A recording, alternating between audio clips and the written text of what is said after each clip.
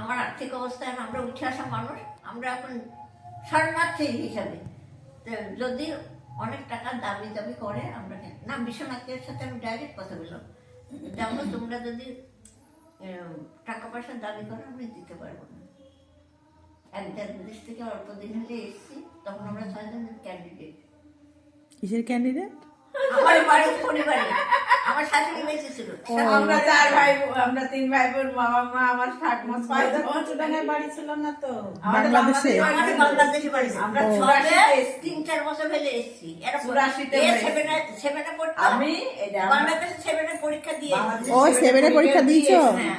এখানে 2 বছর লস করে আমাকে ভর্তি দিল। ভর্তি দিল। 6-এ আমি তারপরে তোমার জন্ম বাংলাদেশে? বাংলাদেশে।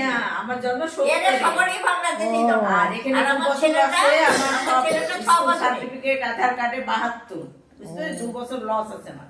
2 আমার বছর মানে আমার 71 সালে জন্ম। আধার আমার 70। এ 70-এ।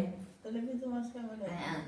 হ্যাঁ, ইংরেজি 70-এ। 71-এ গন্ডগোলের পরে উঠে আসলাম। আমাকে 7 মাসের বাচ্চা নিয়ে ওই কাজটা আবার নিচে কাজটা বিয়ে জিনিসটা তাই, যত যার সঙ্গে লেখা আছে লেখা তার আছে গুলি হবে। হ্যাঁ, গুলি তার দুধের সঙ্গেই টাকা হবে। হবে। আমরা তো তাই, এখানে থেকে দেখতে গেল তো হবে না। মানে ওর বাবা বললো যে ওদের হাই ফাই ব্যাপার, ওর কাকা টাকারা হ্যাঁ, বড় সব চাকরি করে হ্যাঁ। করে ওখানে বি করি, আমার তখন অশান্তি হবে এই হবে, তাই বলে ও বি করছিল না, তো চলে আসলো ওর বাবা। এবার আমার মা বললো থাক, ও পড়াশোনা করে করুক। আমার বাবা তো চাকরি ছেড়ে দিই, হ্যাঁ। তা আমার বাবার তার অবস্থা খুব একটা তখন সচ্ছল ছিল না। না, অতগুলো ভাই বোন, তখন আমরা অনেক মানুষ খেতে হ্যাঁ। কষ্ট হয়েছে আমার আগেকার বাবার। দিনে তো তাই হ্যাঁ, সবারই সেই জন্য আমার বাবা ভাবতো যে আমি যেরকম সেরকম আমি দেখি দিব, এরকম আমার ভাবে। ভাই চাকরি করলো, হ্যাঁ সবাই করলে ওই তো সব আমার তো আসলে আমার হবে না। না। দিয়ে তো ইয়ে ওর বাবারা গিয়ে আবার ঘুরে আসলো, আসার পর আবার অনেক দিন পর, তখন আবার 3 মাস পর তখন আবার পাঠিয়ে দিয়েছে সেই যে ঘটক, সেই কোনো পিসি আমাদের ওই রাম ডাক্তার, ওর বাবা, ওর বাবা, এই দেখো ওই রাধা ডাক্তার ছিল না, হ্যাঁ। রাধা ডাক্তারের বউ। হ্যাঁ।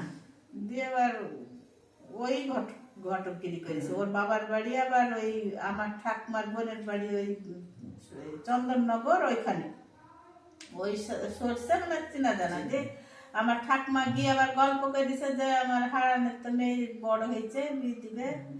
তো তখন বলছে বড় হয়ে গেছে, বিয়ে দিবে। তখন বলছে হ্যাঁ, তো একটা ছেলে আছে, দিলে হয়, খুব ভালো ছেলে। আমাদের তো ইয়ে খুবই ভালো। তার মানে বিয়ের কথা হয়েছে চন্দননগরে নাকি? ব্যবসা ট্যাবসা করে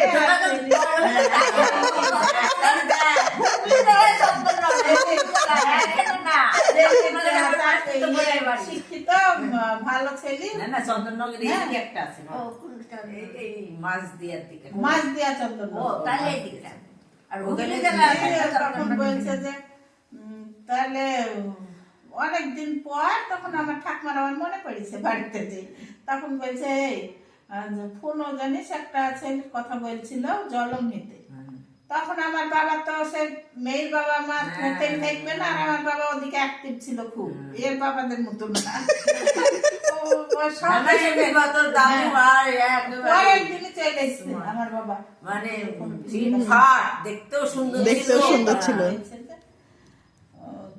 এখনো বলে ছেলে আছে, বলে একটা মেয়ের জেনে বলছিলি, আমার মা যেই বলছিল দিলেছে। হ্যাঁ আছে তো, থামেন দাঁড়ান, এক্ষুনি আমি ছেলেকে দেখি কথা বলাছি। তাই পেলেও দোকান থেকে ফোন তো তখন ছিল না, খবর দিয়েছে, দেখিছে, দেখি তখন গিয়েছে, দিয়ে কথা বলেছে, এই করেছে, দিয়ে ব্যবহার দেখিয়ে দেখে আমার বাবার তো খুবই পছন্দ। ওই ছেলের সঙ্গে আমি বিয়ে দিব। হ্যাঁ, এদের বাড়িতে তারপরে আসতে বললো, ওরা মেয়ে যেতে বললো, দেখতে গেল।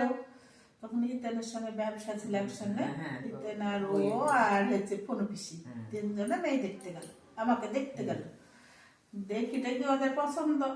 তখন আবার ফোন পিসি বললো মেয়েই ভালো, বল বিয়ে করবি কিনা, দিয়ে আবার আসতে বললো। হ্যাঁ, আসতে বলার পর তখন কিন্তু আবার ওর বাবা আবার পিছিয়েছে, বলছে না বলবো না, এরকম বলছে।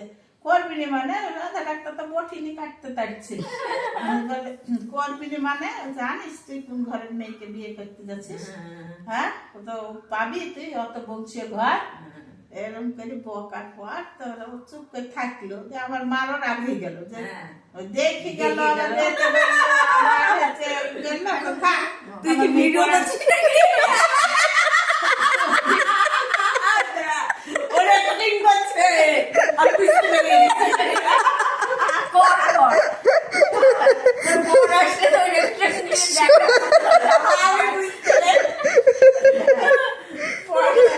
পড়াশোনা করবো আমার মেয়ে এখন আর বিয়ে দিব না থাক তাই বলে থাকলো শুনতেও ভালো লাগে বল।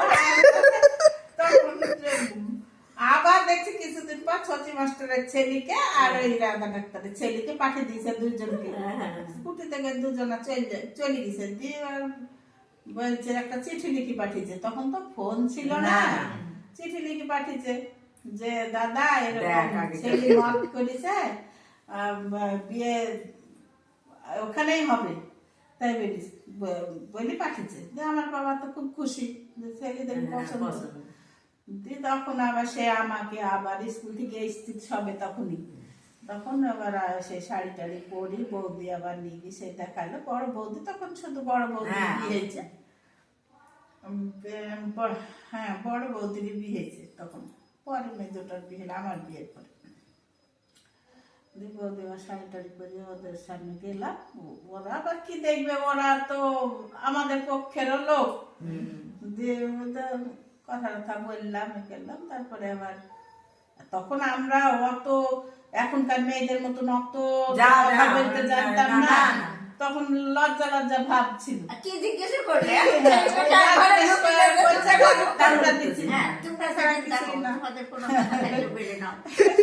ঠিক আছে চলে আসলো ওরা তখন তো সবারই মনে খুশি একটা যে বিয়েটা লাগবে আবার ওরা আবার গেল সব গিয়ে এখান থেকে বলা বিশ্বাস তারপরে নীরেন মাস্টার পাড়ারই সব গেল হ্যাঁ আরো সব 3-4 বার দিন তখন তো পত্রপত্র লেখা ছিল এখন তো মুখেই দিন হয়ে যাচ্ছে পত্রপত্র লেখা ছিল পত্রপত্র লিখলো লিখে ঠিক এখন আমার আছে পত্রপত্র তুলাই আছে এদের বিয়ের আছে